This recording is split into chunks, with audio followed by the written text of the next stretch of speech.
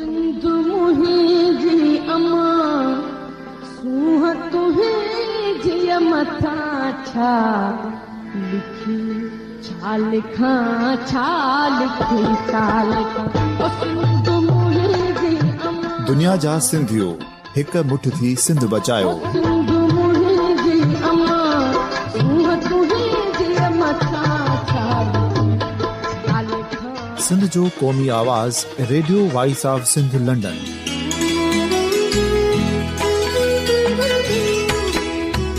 Radio voice of Sindh London पंहिंजी नशरियात में सिंध जी सियासत, समाज, इक़्तिसादियात, तारीख़, क़ौमी उमंगुनि ऐं अख़लाक़ियात मुतलिक़ सिंध जी हक़ीक़ी तर्जुमानी कंदे प्रोग्रामनि खे असराइतो बणाइण लाइ सिंध जे घण घुरनि ऐं धरतीअ सां प्यार कंदड़ अदीबनि, दानिशवरनि, सहाफ़ियुनि, उस्तादनि, वकीलनि ऐं हर तबिके जे मानवारनि सजणनि खे सिंध में शऊरी इनकलाब लाइ सहकार जो सॾु ॾियूं था। अचो त गॾिजी सूफ़ियुनि ऐं संतनि वारी सिंध जो ओज हिक मुठ थी वरी वापसि आणण वारे सफ़र जा साथारी बणिजऊं।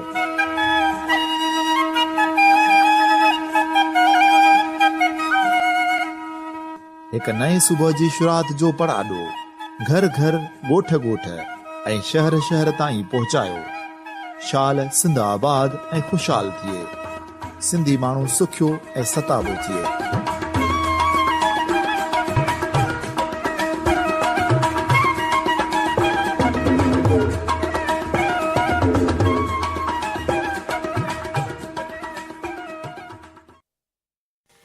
Radio voice of Sindh London जे बेशुमार सामीन ऐं मेज़बान जनाब इमदाद अली ओढे जे ख़िदमत में वीना श्रींगी जा सलाम अर्ज़ आहिनि। 10 अप्रैल जी तारीख़ हिंद में रहंदड़ सिंधियुनि जे लाइ यादगार तारीख़ जो ॾींहुं आहे। इन ॾियारे भारत सरकार सिंधी ॿोलीअ खे 10 अप्रैल 1967 ते भारत जे आइन जे 8 शेड्यूल में भारत जे ॿियनि ॿोलियुनि जीअं तस्लीम कयो, जंहिं ज़रिए ॿोली जे वाधारे लाइ ख़ासि फंड ऐं ॿियनि तस्लीम थियल ॿोलियुनि लाइ जेके सहूलियतूं मुयसरु कयूं वयूं आहिनि से सिंधी ॿोलीअ सां बि लागू रहंदियूं। अव्हां सभिनीनि खे 10 अप्रैल यानी सिंधी ॿोलीअ जे भारत में तस्लीम थियण वारे ॾींहं जे सिलसिले में लख लख वाधायूं हुजनि। ॿोली असांजी सुञाणप आहे। सिंधी ॿोली खे तस्लीम करण बाद साहित्य अकेडमी सिंधी अदब जे बहितरीन किताब खे हर साल इनाम सां नवाज़ींदी रही आहे। पंहिंजी मादरी ज़बान में तालीम हासिल करण जो इन तहत हक़ असांखे मिले थो, पर इन हक़ जो इस्तेमालु केतिरो इस्तेमालु असां कयो आहे या न, कई सवाल मन में उभरनि था। घरनि में सिंधी ॿोलीअ जो वाइपो घटिजंदो थो वञे।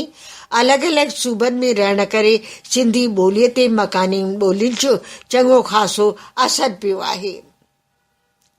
अहिड़ियुनि हालतुनि खे ॾिसंदे नारायण श्याम जे लबनि ते इहा सदा उभरी, अला ईअं न थिए जो किताबनि में पढ़िजे त हुई सिंध ऐं सिंध वारनि जी ॿोली। चेटीचंड जा मेला लंगर त असीं ख़ूब लॻायूं था, पर सिंधी ॿोली जे वाहिपे ऐं अदब जे सिलसिले में छो था पुठिते रहिजी वञूं। हिक तरफ़ त संगीत महफ़िलुनि में अक्सर इहो गीत ॻाईंदा आहियूं, सिंधी अबाणी ॿोली, मिठड़ी अबाणी ॿोली, तंहिंखे मां कीअं विसारियां, जिंद जान तह तव्हां वारियां, जंहिंमें ॾिनी या मूंखे माउ पींघे में लोली, सिंधी अबाणी ॿोली, मिठड़ी अबाणी ॿोली। ॿोली मेल मिलाप जो अहम ज़रियो आहे। सिंधी ॿोलीअ ज़रिए नई टहीअ सां असीं राब्तो क़ाइमु करे सघिया आहियूं या न। सिंधी स्कूलनि जी वॾे तइदाद में बंदि थियणु, माइटनि तरफ़ां अंग्रेज़ी स्कूलनि में ॿारनि खे तालीम ॾियारणु, घरनि में सिंधी ॿोली न ॻाल्हाइणु, अहिड़ियुनि हालतुनि खे ॾिसंदी दादा दिलगीर फरमायो आहे, कोन सिंधीअ खे सरकार मारे छॾियो, कोन सिंधीअ खे सरकार मारे छॾियो, घर में ॿारनि जे वहिंवार मारे छॾियो। दादा दिलगीर अॻिते फरमाए थो त ॿोलीअ खे जॾहिं हू खिसकंदो ॾिसनि था त हू चवनि था, ॿोलीअ खे खिसकंदो ॾिसी घरनि मां जन्नत में अॼु भिटाई आहे, ग़मगीन थी पियो। त इहे तासरात असांजे बुज़ुर्ग शाइर दादा दिलगीर जा हुआ। ॿार जॾहिं ॼमे थो त माउ जे प्यार भरी लोली इन जे कननि ते पवे थी। माउ चाहे कहिड़ी बि कुंड में हुजे, ॿार जे कननि ते ममता जो जॾहिं परलाव पवे थो त ॿार रिएक्ट करे थो। पर जे माउ ई पंहिंजी मातृभाषा में न ॻाल्हाईंदी, ज़ाहिर आहे त ॿार बि नंढे हूंदे इहे अखर न झटे सघंदो। गॾियल कुटुंबनि जो टुटणु, ॾाॾे ॾाॾी जो साण न रहण करे ॿार पंहिंजी मादिरी ॿोली जे लफ़्ज़नि झटण खां वांझंदा पिया वञनि। ओड़े पाड़े में गैर सिंधी ॿारनि सां लय विचण में अचण करे ॿार इहे लफ़्ज़ झटनि था ॿियनि ॿोलियुनि जा। असां जेके नंढे हूंदे बैत ॿुधा हुआसीं या पढ़िया हुआसीं, से अॼु बि असांखे यादि आहिनि। जीअं मूंखे कंहिं ते खीर पीआरियो, प्यार मंझां ते ख़ुशि थी मूं ॾे निहारियो, मुंहिंजी अमड़ मुंहिंजी अमड़, पंध कंदे जे धिको खाधुमि, कंहिं खड़ीअ ते छातीअ लाथुमि, मुंहिंजी अमड़ मुंहिंजी अमड़। जीअं मूं शुरू में चयो त ॿार माउ जंहिं ज़बान में ॻाल्हाए थी या लोली ॾिए थी, उन जो आवाज़ ऐं परलाव ते ॿार रिएक्ट करे थो ऐं नंढी हूंदे हिकदमि सिखी थो वठे। भगवंती नावाणीअ कला हज़ारी जे आवाज़ में मिठड़ी लोली जा ॿोल ॿुधी असुल मन ठरी पवंदो आहे। अॼुकल्ह माउ पाण ई पंहिंजी मातृभाषा में न ॻाल्हाईंदी त ॿार मिठड़ी ॿोली जा लफ़्ज़ भला कीअं झटे सघंदा। भगवंती नावाणी जी हिकु लोली आहे, लोली ॾियां पंहिंजे लाल खे, मुंहिंजा जी जियारा सुम, मुंहिंजे दिलि जा सहारा सुम। या वरी कला हज़ारी जे आवाज़ में तमामु प्यारी लोली आहे। ॼेठ जी ॿिपहरी आहे, सांस गहरी गहरी आहे, हिंदोरे में झूल झूल प्यारी, हिंदोरे में झूल झूल। सिंधी लोलीअ में भगवंती नावाणी जो हिकिड़ो ॾाढो प्यारो गीत बि ॻातल आहे। जेके ॿ लोलियूं तव्हांखे ॿुधायूं, पर हीउ हिकिड़ो ॿियो गीत आहे, उहो भगवंती नावाणी अहिड़े त सुहिणे नमूने ॻातो आहे जेको अॼु हिन प्रोग्राम तहत ज़रूरु पेश करणु चाहींदसि। नंढड़ा शेरा वधाए पेरा, घोरी रे घोरी तो तमा मां सदके वञा।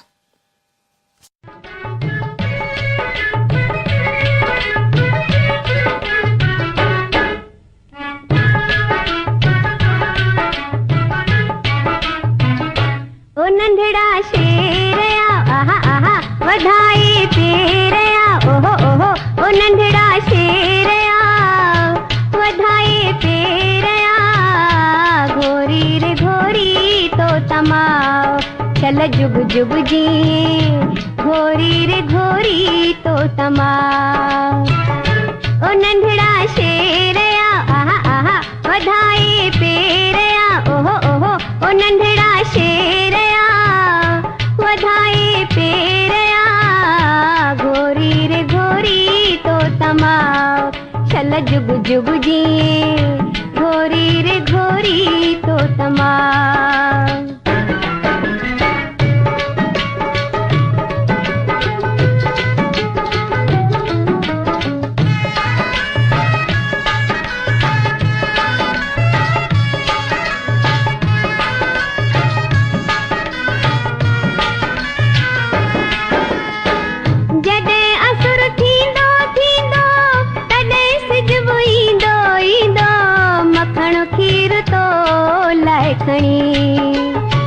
मिठू लात जीअं जीअं लवंदा, तुंहिंजी झोल में तीअं पवंदा, इलाही अनार छणी।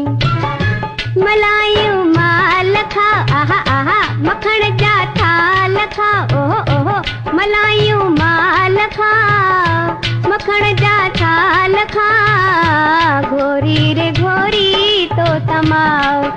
मां सदके सदके घोरी रे घोरी तो तमा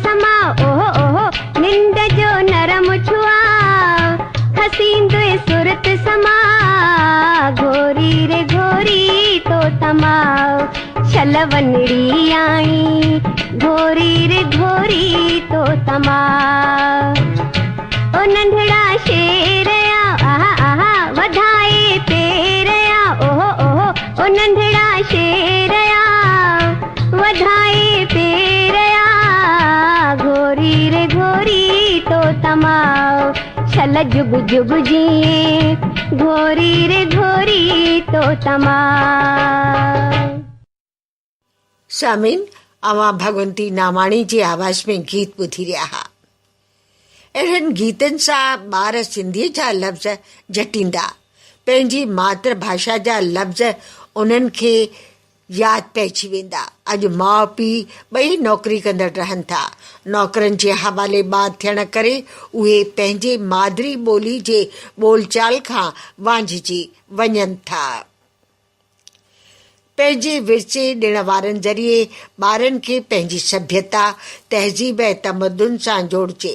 अज़ीम शख़्सियतुनि जी जीवनी पढ़ण सां असां ॾिसंदासीं त माउ तरफ़ उन्हनि जो लाड़ो ऐं कामयाबीअ जी मंज़िल माणण लाइ माउ जो ई उन्हनि जे वाता असांखे ज़िक्र मिलंदो।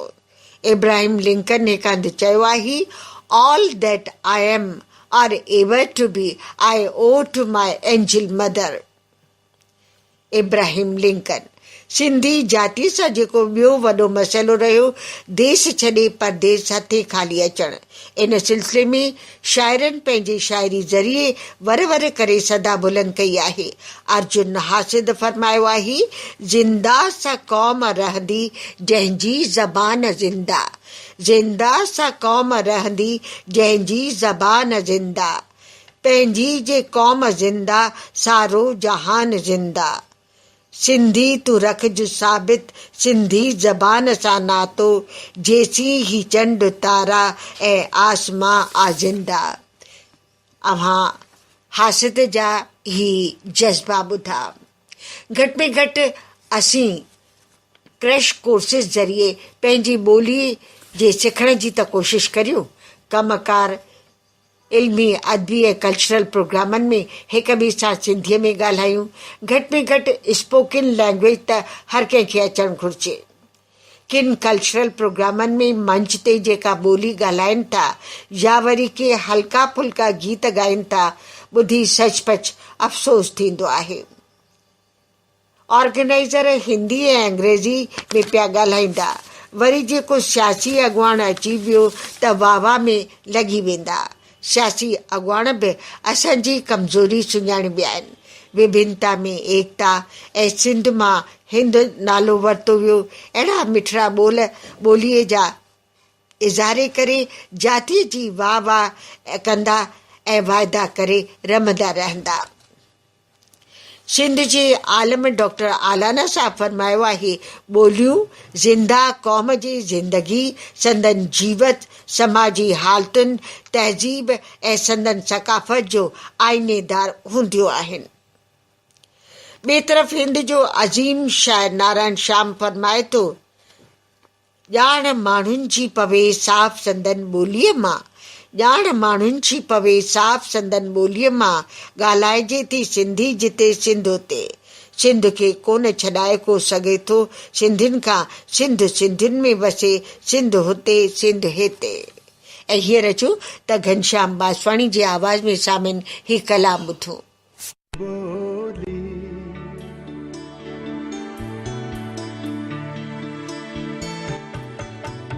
नई आहे नित नाज़वारनि जी ॿोली निगाहुनि अदाउनि इशारनि जी ॿोली नई आहे नित नाज़वारनि जी ॿोली निगाहुनि अदाउनि इशारनि जी ॿोली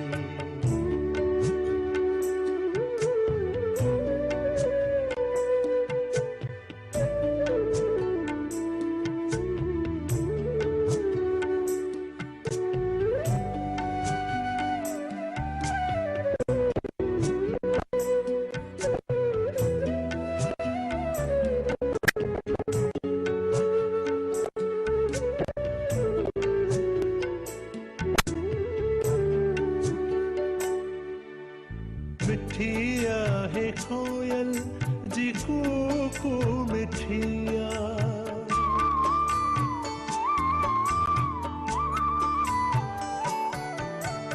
मिठी आहे कोयल जी कूकू मिठिया मिठी आहे कोयल जी कूकू मिठिया मिठी आहे सच बेकरारनि जी ॿोली मिठी आहे सच बेकरारनि जी ॿोली निगाहुनि अदाउनि इशारनि जी ॿोली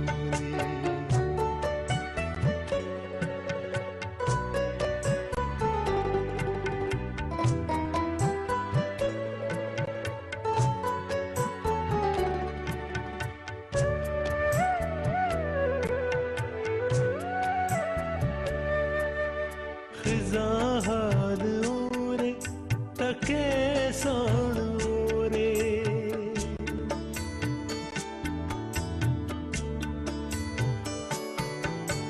खिजा हार ओरे तके साण ओरे खिजा हार ओरे तके साण ओरे सभे सिख्या जे बहारुनि जी ॿोली सभे सिख्या जे बहारुनि जी ॿोली निगाहुनि अदाउनि इशारनि जी ॿोली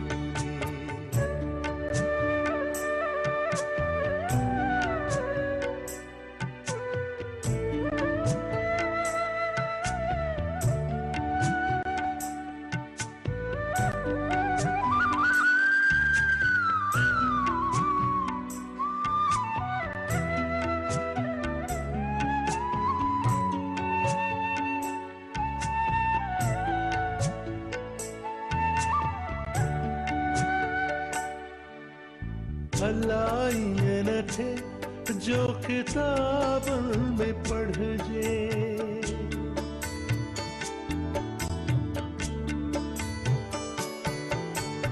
अलाए न थे जो किताबनि में पढ़जे अलाए न थे जो किताबनि में पढ़जे त हुई सिंध वारनि जी ॿोली त हुई सिंध वारनि जी ॿोली निगाहुनि अदाउनि इशारनि जी ॿोली नई आहे नित नाज़वारनि जी ॿोली निगाहुनि अदाउनि इशारनि जी ॿोली निगाहुनि अदाउनि इशारनि जी ॿोली निगाहुनि अदाउनि इशारनि जी ॿोली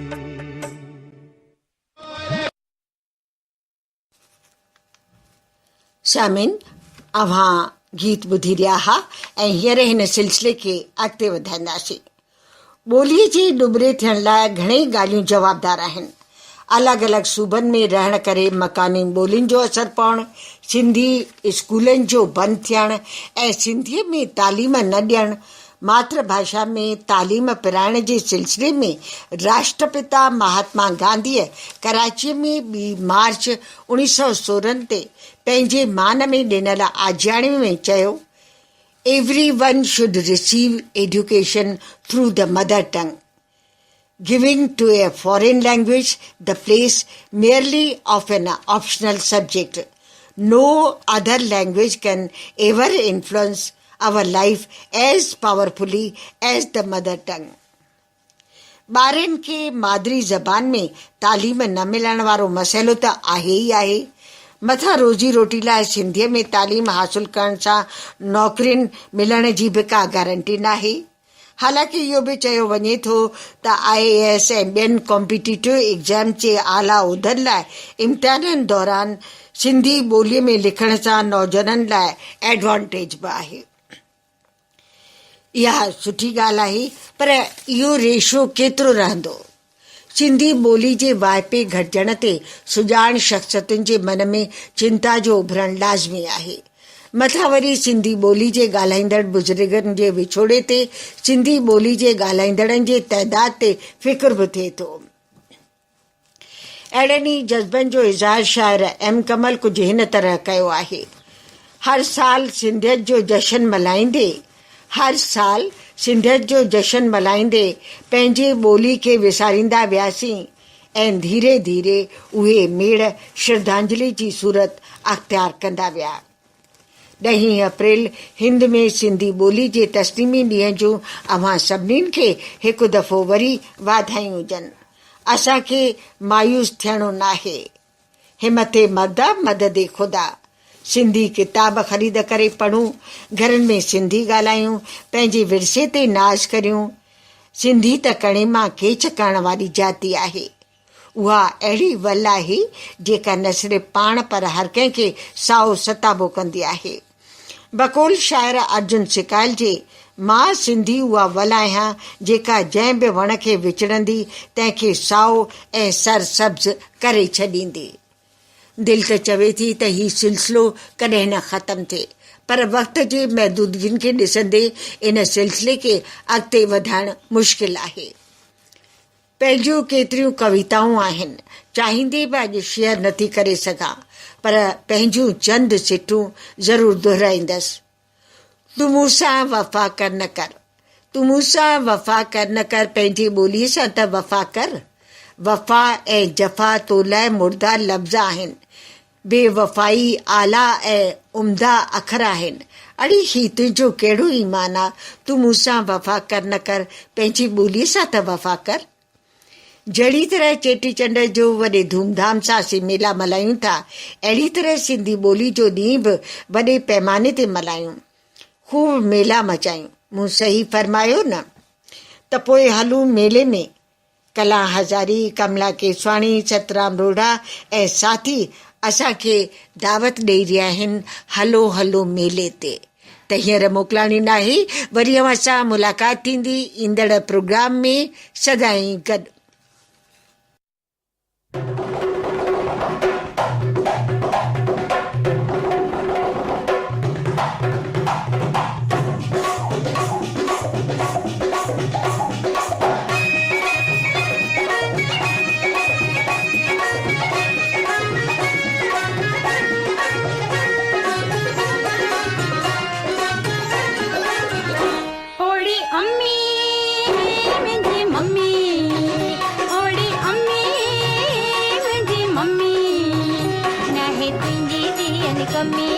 किस्मत में आ कमी, बाबो रांद करे पियो रमी, वेठी पापड़ वेले पमी। नानो बाबो मामो चाचो कोई वांदो नाहे, पर मेले में मूंखे तोखे हाणे हलणो आहे। हलो हलो मेले में, नंढा वॾा मेले में, खाओ पियो मेले में, नचो टिपो मेले में, मेले में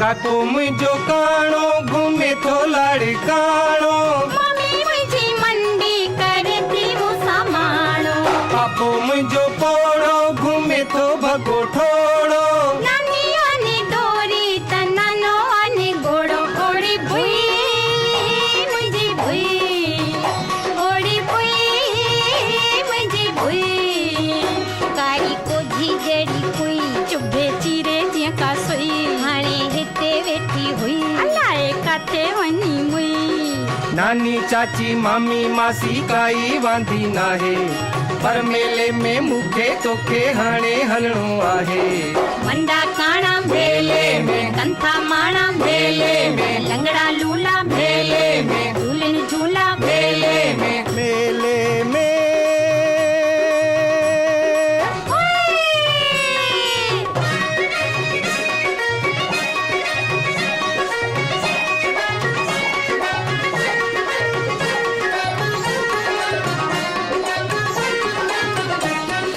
पेसू हलियो पैदल त डुलो हलियो डोड़ी खेमे खई खोती घुमण खई घोड़ी मूले आंधी मोटर लालू आंधी लारी कंदो टेऊ टांगे या साइकिल ते सवारी ओड़ी टिकी मुंहिंजी टिकी ओड़ी टिकी मुंहिंजी टिकी सालन खां पोइ सिकी सिकी वठी आई आहे विकी गाड़ी गाड़ी फिकी फिकी वांदी मेलो लिकी लिकी टांगे मोटर लारीअ में का सीट न खाली आहे पर मेले में मूंखे तोखे हाणे हलणो आहे ढोड़ो ढोड़ो मेले में गाड़ी घोड़ो मेले में टम टम टांगो मेले में आहे महांगो मेले में मेले में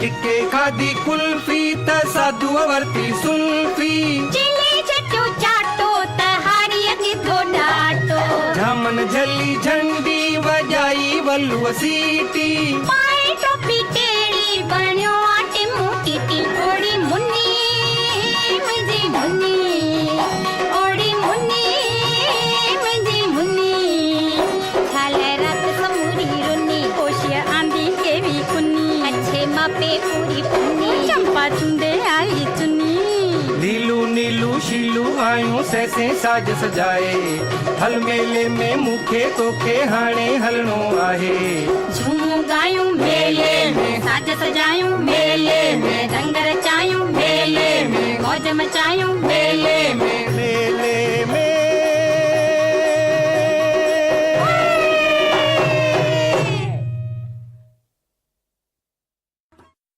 अवां जी समातुनि ताईं radio voice of Sindh London